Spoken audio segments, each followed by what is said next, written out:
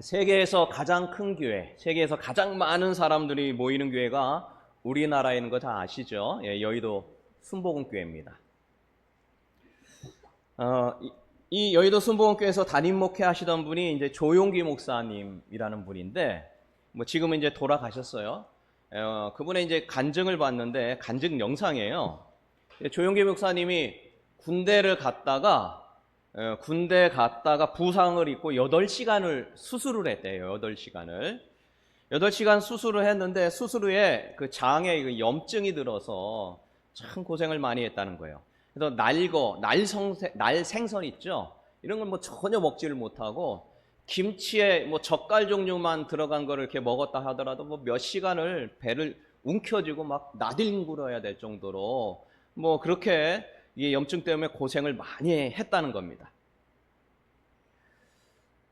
그래 이제 늘 기도할 수밖에 없죠. 그래서 기도를 했다는 거예요. 하나님, 이 장염을 고쳐주옵소서. 몇 년을 기도했냐? 40년을 기도했대요. 늘 뭐 시간 날 때마다 기도했는데 전혀 응답이 없더랍니다. 그러던 어느 날 이제 성령 하나님께서 이제 이게 말씀 속에 메시지를 주는데, 너 왜 장염을 40년 동안 그렇게 달고 사냐?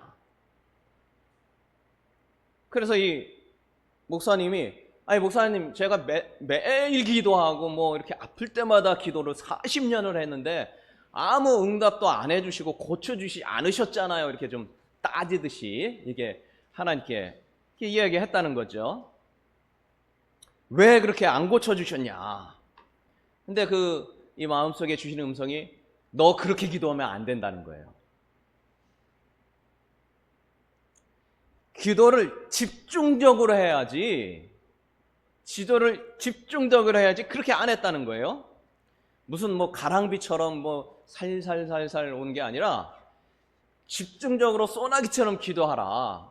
그런 이제 마음의 이게 생각을 하나님 주시더랍니다. 그래서 그 자리에 무릎 꿇고 장염을 고쳐 주시옵소서, 정말 온 힘 다하여 집중하여 아주 그냥 간절하게 1시간을 기도했대요. 근데 그 기도하고 나니까 마음이 평안하더랍니다. 근데 이제 기도 후에 얼마 있다가 어떤 집사님이 생굴 막 이만큼을 갖고 왔더래요.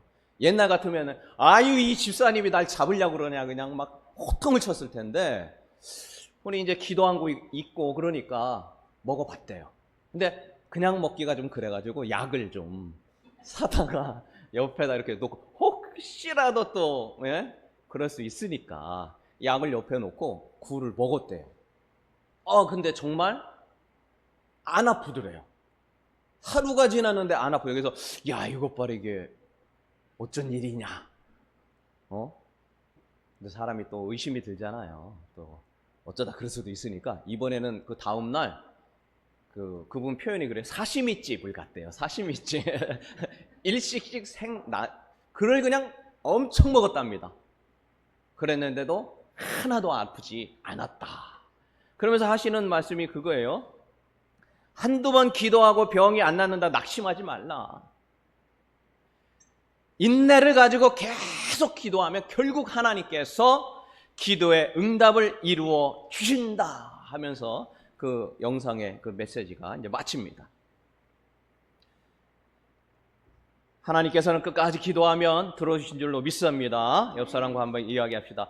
끝까지 기도하여 응답받읍시다. 옆 사람과 시작. 끝까지 기도하여 응답받읍시다.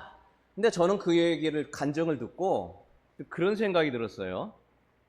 하나님은 이 목사님이 아플 거 알면서 왜 40년을 그냥 뒀냐라는 거예요. 목회하는데 이게 얼마나 방해가 됐겠어요. 여러분, 자기는 좋다고 이렇게 갖다 드렸는데 비싼 거, 생선, 그걸 왜 갖고 왔냐고 그러면 그 준 사람은 얼마나 그래요. 근데 참 목회하는데 안 좋잖아요. 그죠? 상처 주고 그럴 수도 있는 건데, 근데 그걸 40년을 왜 그냥 뒀냐라는 거예요. 내가 이것 때문에 목회하기 힘들고 어렵다라는 거 뻔히 다 알면서 아예 고쳐줄 때 제대로 고쳐주시던가, 아니면은 기도할 때 하나님이 나타나셔가지고 이렇게 방법을 좀 세게 기도하라고 미리 얘기하면 되잖아요.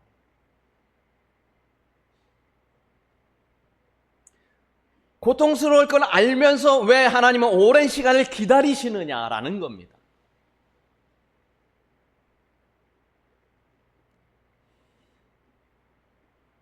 우리가 생각과 주님의 생각은 다르다라는 것을 다시 한번 생각할 수 있어요.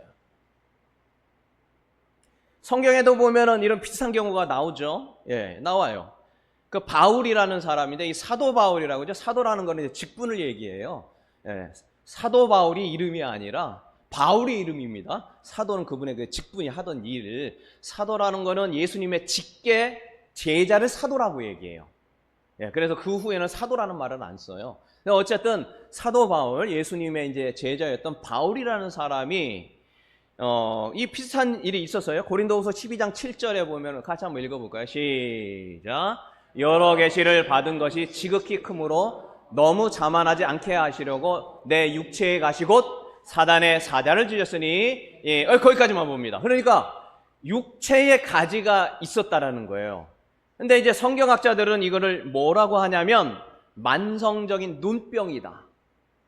너무 시력이 안 좋았다. 또 한 가지는 말라리아에 걸렸다. 또 한 가지는 편두통이다. 또 어떤 사람은 간질이다 얘기합니다. 여러분, 이렇게 설교하다가 간질, 이거 목회가 제대로 될까요? 안 될까요? 당신이나 고치셔. 딴 사람 기도해 줄 게 아니라. 그 조용기 목사님도 뭐 그런 마음이었겠죠. 뭐 설교하다 말고 뭐 이렇게 발작하면 이거 뭐 설교를 해야 돼요? 말아야 돼요? 참 난감한 상황에 거할 수 있었죠. 그래서 이것을 낫게 해달라고 간절하게 기도를 3번 했다. 그런데 하나님께서는 그걸 낫게 하지 않고 도리어 뭐라고요? 내 은혜가 너한테 충분해. 그거면 됐어. 근데 왜 그런다고 그랬습니까? 저기 보니까 나를 자만하지 않게, 교만하지 않게 하려고 하는 거였다. 그나마 깨달은 거예요. 근데 이 고린도 후서 12장 앞절에 보면 무슨 일이 있었냐면, 이 바울이 내가 천국에 갔다 왔다. 근데 천국이 3층 천으로 되어 있다는 거예요. 1층 천, 2층, 1층 천, 이게 천, 2층, 3층 천으로 되어 있는데, 1, 2, 3층으로 되어 있는데 3층 천을 본인이 갔다 왔다라는 거예요. 그러니까 이런 것들을 보면은 이게 여러분을 볼 때 아유 이 참, 그래서 나도 인간이구나. 하나님 앞에 무릎 꿇어야 될 존재구나. 하나님이 교만하게 하지 않으려고 내게 뭘 주셨어요? 이 가시를 줬는데 이게 뭐예요? 따라서 합니다. 사탄의 사자. 다시 한번 사탄의 사자. 이게 얼마나 힘들었는지 사탄의 사자하고 똑같다는 거예요. 사탄의 졸개라는 거예요. 사탄이 보낸 거예요. 그러니까 바꿔서 얘기하면 여기가 아프면 하면은 모든 의욕이 다 떨어져요. 하고자 하는 열심히 다 식어요. 넌 네 몸도 못 고치면서 뭔 하나님의 사자냐, 뭔 주의 일을 하냐라는 그런 비아냥거리는 소리들도 들려. 그래서 그게 사탄이에요. 뭐 내 몸은 아프지만 내 몸이 아픈 게 사탄이 보낸, 졸개들이 보낸 사자와 같은 역할을 하더라. 뭐 하려고 하면 옆에서 그런 생각들이 나를 힘들게 하더라. 그래서 그 육체의 가시가 곧 사탄의 사자였다. 우리의 이 어떤 주님의 일을 하기 위한 그 방해 공작들이 그렇게 있었다는 거예요. 오늘 우리가 마태복음 11장 읽었는데 여기에 이제 요한이 나옵니다. 요한 마태복음 11장 2절 한번 볼까요? 요한 같이 읽습니다. 시작. 요한이 옥에서 그리스도께서 하신 일을 듣고 제자들을 보내요. 그랬습니다. 그러니까 지금 여기 요한이 누구냐면 세례 요한입니다. 세례 요한. 요한이 예수님의 제자 요한도 있고요. 요한이 엄청 많아요. 요한이 많아요. 그래서 이걸 구분하기 위해서 세례 준 사람을 세례 요한이라고 얘기합니다. 세례 요한. 근데 여기 요한이 어디에 갇혔어요? 감옥에 갇혔어요. 감옥에. 근데 여기 왜 갇혔냐? 당시의 왕이 이제 헤롯 왕이었는데 헤롯 왕이 이게 자기 남동생, 친남동생의 아내를 뭐라고 하죠? 이게 제수씨라고 그러잖아요. 제수씨를 취한 거예요. 아주 그냥 불륜관계가 된 거죠. 그래서 너 그렇게 하지 말라. 그냥 헤롯 왕에게 그냥 한마디 했다 지금 감옥 들어간 겁니다.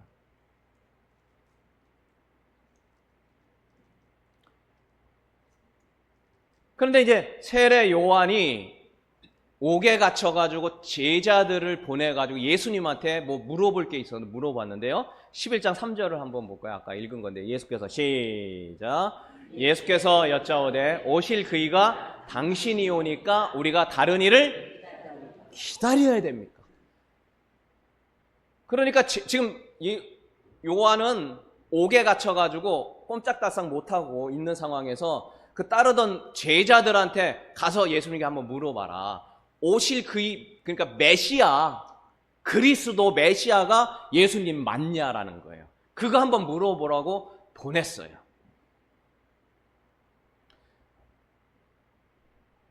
근데 이 세례 요한이 어떤 사람이냐? 이게 몇 장도 안 나가. 여기 4장, 3장, 여기 나가면요. 이거 11장인데 세례 요한이 우리가 생각하는 뭐 이렇게 의심할 만한 사람이 아니에요. 3장 16절에 보니까 한번 보실까요? 마태복음 3장 16절. 예수께서 세례를 받으셨어요. 누구한테? 세례 요한한테 세례 받았어요. 당시에는 이제 침례였잖아요.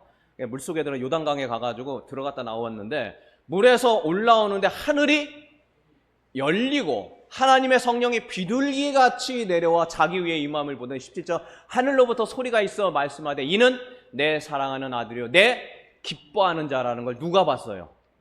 세례 요한이 세례할 때 본 거예요.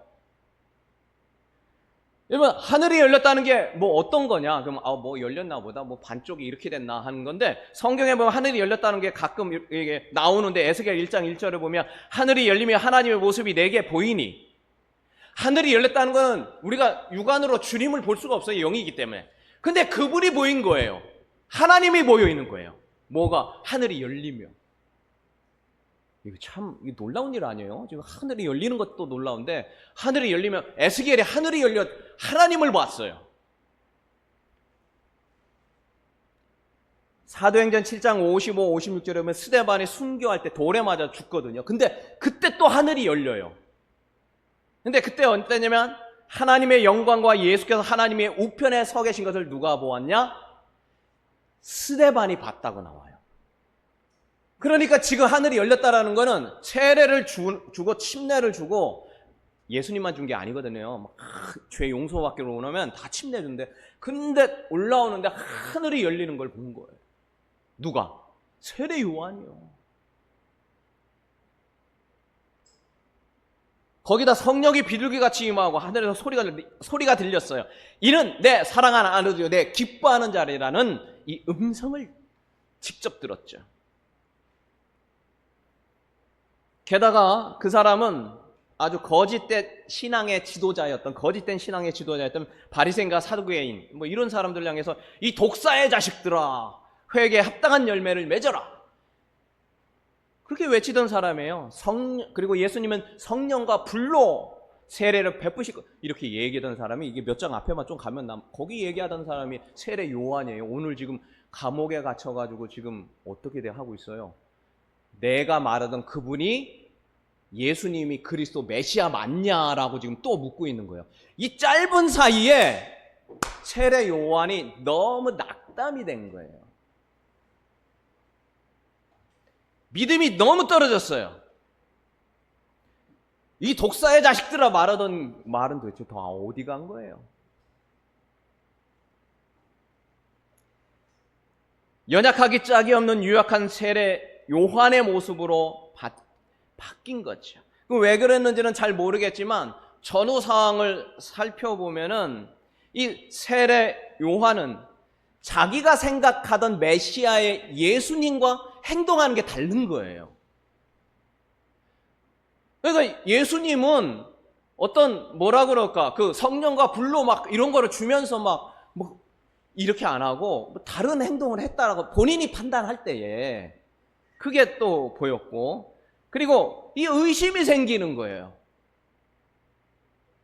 또 조급해한 거죠. 누가요? 세례 요한이.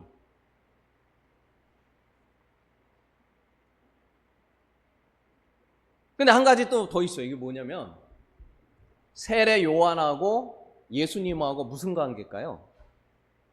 친척 관계예요. 아주 가까운 친척이에요. 근데 지금 그 세례 요한의 어머니 엘리사벳하고 예수님의 어머니가 마리아잖아요.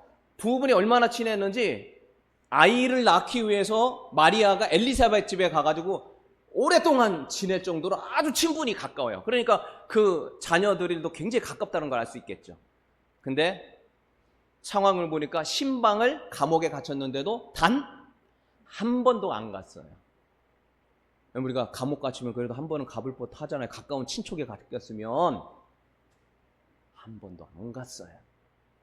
아주 그냥 매정한 인간이에요. 누가 볼 때? 세례 요한이 볼 때. 아니 그렇게 어릴 때는 같이 놀고 맨날 같이 와서 왕래하고 얘기도 하고 깔깔거리고 놀더니 말이야. 자기 뭐 굉장한 예수님이라고 능력받은 거 물론 뭐 나도 알지만 왜 이렇게 다 갇혔을 때는 왜 이렇게 한 번도 안 오는 거야? 라는 마음이 스물스물 들어서 힘들었다는 거예요.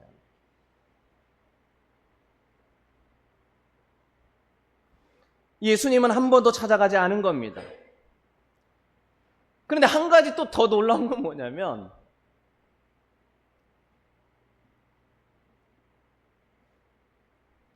주님은 세례 요한이 어떤 존재인지를 세례 요한한테는 얘기하지 않고 다른 사람한테는 다 얘기한다는 거예요. 마태복음 11장 11절인데 우리가 읽지는 않았는데요. 거기 보면요. 내가 다시 한번 읽습니다. 시작. 내가 진실로 너에게 말하노니 여자가 낳은 자 중에 세례 요한보다 큰 이가 일어남이 없도다. 그러나 천국에서는 지극히 작은 자로다 그보다 큰. 이게 뭔 얘기냐면 이게 지금 제자들이 왔어요. 왔더니 예수님이 뭐 이렇게 얘기해주고 세례 요한 좀 어떠니? 좀 다치진 않았냐? 잘 있냐? 힘내라고 해. 좀만 좀 참으면 좋은 일 있을 거야.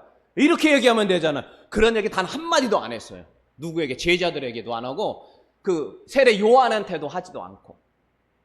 그리고 이제 제자들이 돌아갔어요. 돌아가고 나서 사람들이 뒷사람들한테 자기 얘기 듣는 사람한테 지금 저 얘기한 거예요. 세례 요한 있지? 이 세상에 엄청난 사람이야. 그래서 여자가 낳은 자 중에 제일 엄청난 사람이 누구라고요? 세례 요한이야 하고 누구한테 얘기하는 거예요? 다른 사람한테 얘기하는 거예요. 제자들 다 가고 세례 요한도 없는 상황에서. 여러분 이거 참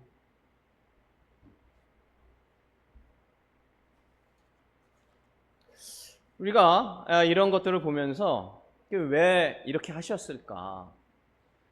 40년 아파가지고 기도하면 가랑비든 뭐 먼 비든 뭐 이렇게 기도하던 그 조용길 목사님 낫게 해주시면 얼마나 열심히 했겠어요. 막 신나게 했겠죠. 하나님이 낫게 해주셨다고 하면서. 근데 그렇게 하지 않더라. 사도 바울은 얼마나 놀라운 능력인데 죽은 사람이 살리는 일까지도 있었던 사람이에요. 그래서 높은 데서 3층에서 떨어진 사람인데 그 사람이 살아났어요.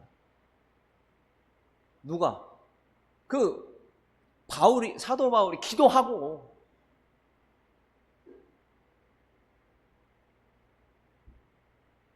지금 세례 요한에게 한마디라도 좋은 말을 할 법한데도 하지 않았고 도리어 다른 사람한테만 다 얘기한다.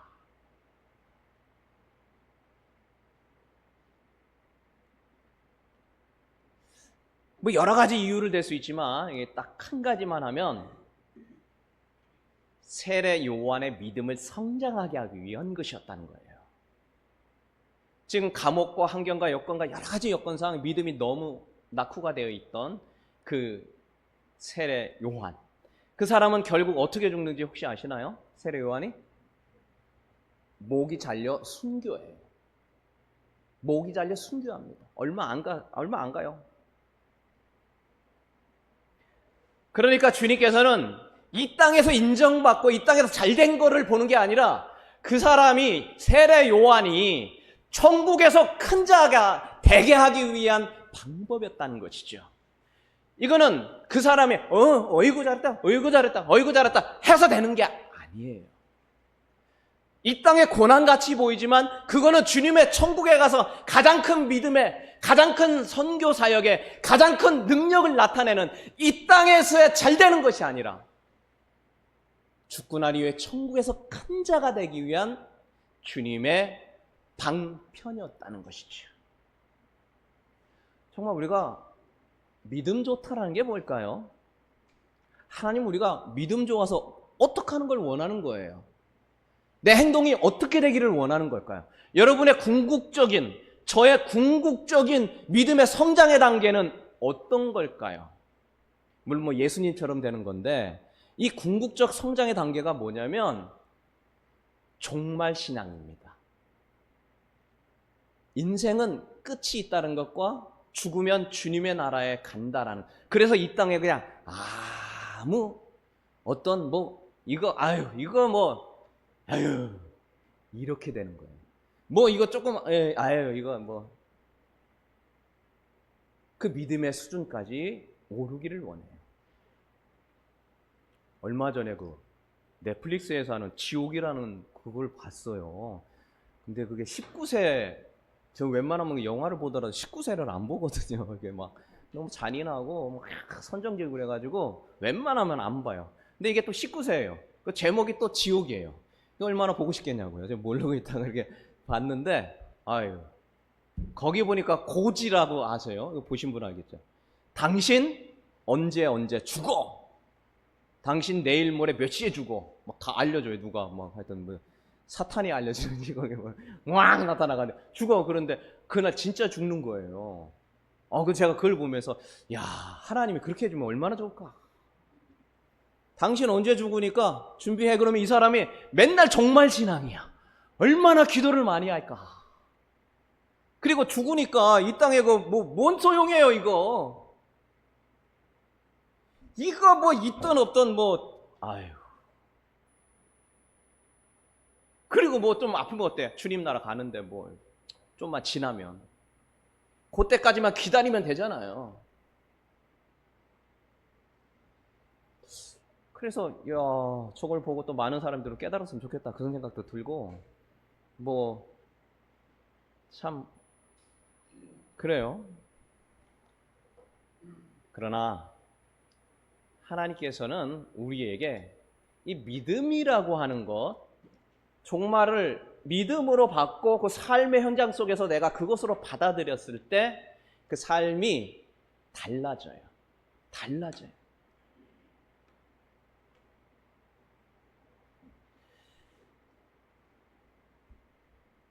요한은 자기가 목배임을 받을지는 몰랐죠. 그러나 주님은 알고 있었어요. 주님은 다 아신다는 것이죠. 그래서 지금 내게 가장 필요한 게 뭔지, 이게 내게는 힘들어도 그게 그에게 필요한 거라면 그거를 주는 거지. 위로보다는 때로는 채찍을 줄 때도 있고 때로는 위로도 줄 때도 있는 것이죠. 중요한 거는 나에게 가장 좋은 것을 주님은 예비하고 있다는 믿음입니다. 옆 사람과 인사합니다. 하나님은 우리를 다 아십니다. 옆 사람과 시작. 하나님 우리를 다 아십니다.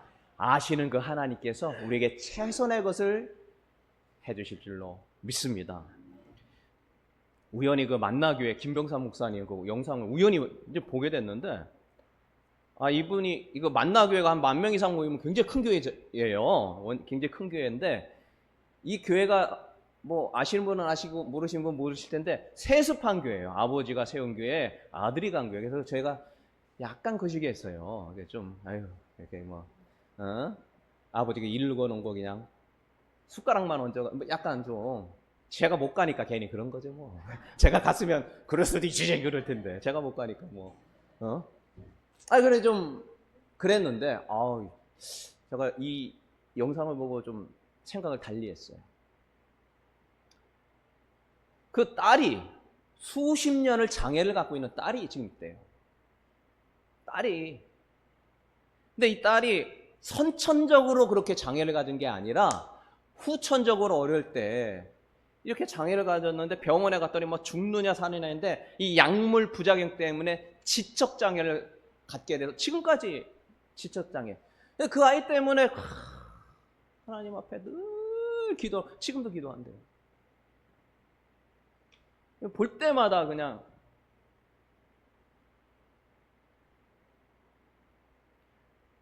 아이의 장애를 갖고 태어났으면 뭐 그러려니 한데 그냥 부모가 잘못 돌봐가지고 그냥 그 얼마나 이게 가슴에 이걸 찌르겠냐고요. 또 한 가지는 본인 그 목사님이요, 김병삼 목사님이 우울증하고 공황장애 때문에 너무 힘들었다는 거예요. 우울증하고 공황장애. 여러분, 목사가 우울증 걸리면 어떻게 될까요? 목회할 수 있나요, 없나요? 제가 우울증 걸리면 좀 어떨까요? 그래서 이게 업앤다운이 너무 심하대요.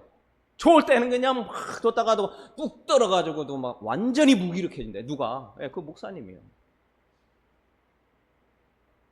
이것 때문에 기도를 하나님께 많이 매달려 기도했대요. 이것이 본인이 하나님이 주신 이 바울에게 있는 가시와 같은 것이었죠. 이것 때문에 기도하고 매달리고 그래서 이 기간 동안 올 수 있는 목회할 수 있는 원동력이 되었다. 근데 이게 가슴에 확 와닿더라고요. 다 그냥 생기는 거는 없구나. 없어. 참 놀라운 거는 자네 그 약하고 뭐 이렇게 힘든 그 우울증이 있다는 거를 이거 설교 시간에 나 우울증 있는 사람입니다 라고 얘기하는 거 보고 저는 너무 깜짝 놀랐어요. 그걸 뭐하러 얘기해요? 그걸 얘기하지 말지.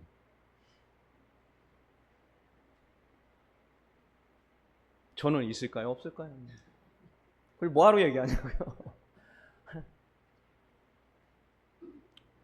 그걸 설교 시간에 얘기하는 거를 이제 영상으로 만든 건데 우리는 알 수 없습니다. 그러나 주님은 다 아신다는 것이죠. 우리에게 무엇이 좋은 것인지를. 때로는 연약함으로 힘들어하고 눈물을 흘리지만 주님은 그것을 통해 우리를 단단한 믿음의 사람으로 만들어 가신다. 오늘 세례 요한에게 그렇게 하신 것이지요. 이 땅의 것이 아니라 주님의 나라, 천국을 소망하며 천국에서 가장 큰 자를 만들어주기 위한 주님의 방법이었습니다. 주님은 그런 분이에요.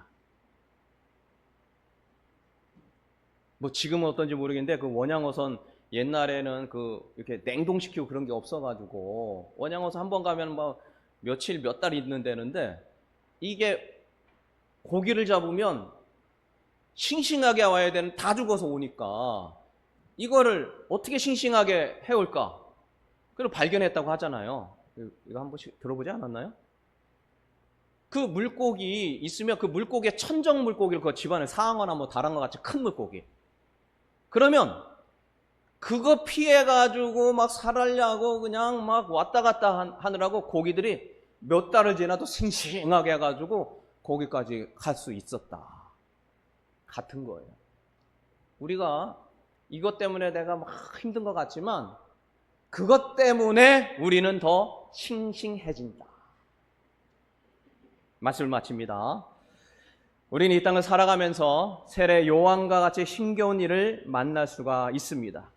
주님에 대한 확신이 예전에는 뭐 하늘을 찌르는 듯 했는지는 모르지만 현재는 감옥 안에서 환경의 지배를 받아서 힘들어하고 예수 그리스도가 하늘에서 열려지는 이 놀라운 능력을 보았음에도 불구하고 환경과 여건에 의해서 그는 믿음이 공두박질 친 것이죠. 그러나 주님이 찾아와서 너 힘들지라고 말을 기다렸지만 주님은 그러지 않으셨다라는 것이에요. 그런데 도리어 그것이 세례 요한을 순교자로 만드는 믿음의 단단한 사람을 만들게 되었다는 것이죠. 여러분, 여러분이 어떤 환경과 어떤 처지 속에 있는지 저는 잘 모르겠지만 주님은 다 아십니다. 그거를 통하여 여러분을 단단하게 만들어 믿음의 사람을 만들려는 주님의 계획이 분명하다는 사실을 믿으시길 바랍니다. 주님께서 여러분 그리고 저를, 우리 교회를 단단한 믿음의 사람, 저 천국을 바라보면서 그곳에 상급이 쌓이는 것을 바라보며 기뻐하며 하나님께 영광 돌릴 사람으로 만들고 있다는 사실 늘 기억하고 하나님 안에서 믿음의 사람이 되기를 바랍니다. 우리